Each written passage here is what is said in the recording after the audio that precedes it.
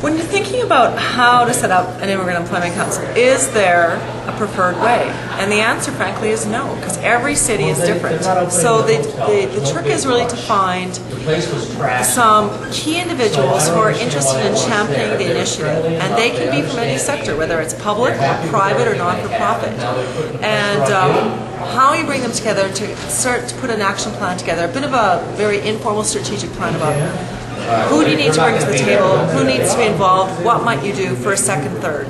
So key to that, from my perspective, is to put together some very clear initial messages and some key ideas about what the business case and the value proposition is going to be and how it's going to be a unique value proposition, something different that's already happening in your community, and then start to communicate. How are you going to get that to happen? Build a small group of champions that can help you and to provide advisory and get going and figure out how it's going to work best for your city, different than any other city. You know, it's all about individual passion and having personal meaning for someone. So when you think about, let's say, a bank, the Royal Bank, for example, can you go to the Royal Bank and expect to sell an idea to the Royal Bank? I would argue no.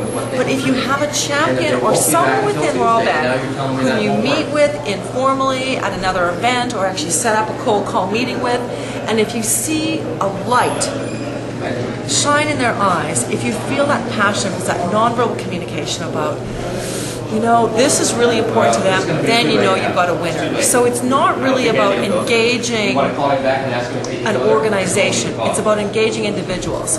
Once you have one, two, or three, it's really a viral effect. They start to talk to each other.